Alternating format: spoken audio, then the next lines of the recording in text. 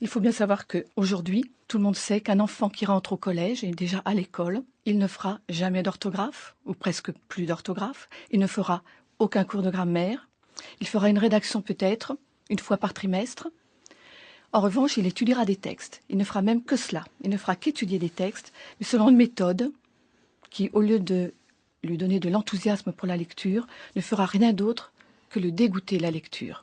Ce sont toutes ces méthodes qu'on nous a imposées depuis 30 ans, qui se sont succédées d'ailleurs de façon assez variée, parce qu'elles n'ont pas toujours été les mêmes.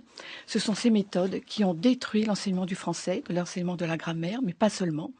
Et par contagion, j'ai envie de dire que toutes les matières sont touchées.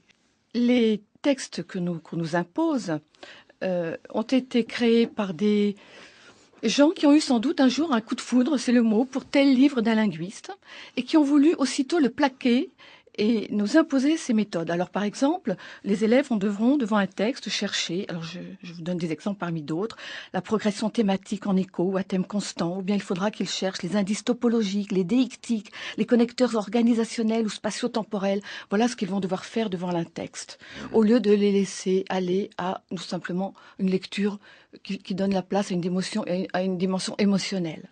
Vous nous disiez, Monsieur Petitclerc, que les parents recevaient souvent comme conseil de la part des enseignants, ne vous en mêlez pas. On en trouve cet exemple en particulier dans l'apprentissage de la lecture. J'aimerais bien qu'on parle de l'apprentissage de la lecture, parce que bien sûr, on va parler de la culture des jeunes, mais quand on sait comment les jeunes apprennent à lire aujourd'hui, il ne faut pas s'étonner qu'ils n'aient aucun désir de lire.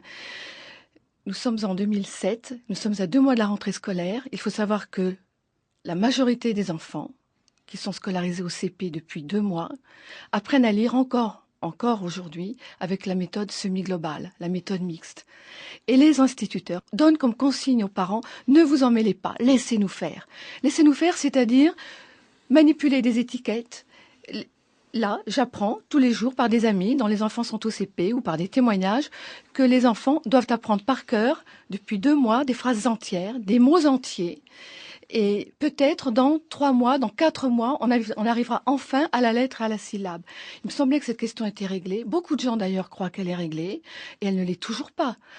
Moi, je vois tout de suite en classe les élèves qui ont appris avec cette méthode semi-globale. Ça se voit tout de suite. Ce sont des enfants qui butent sur chaque mot,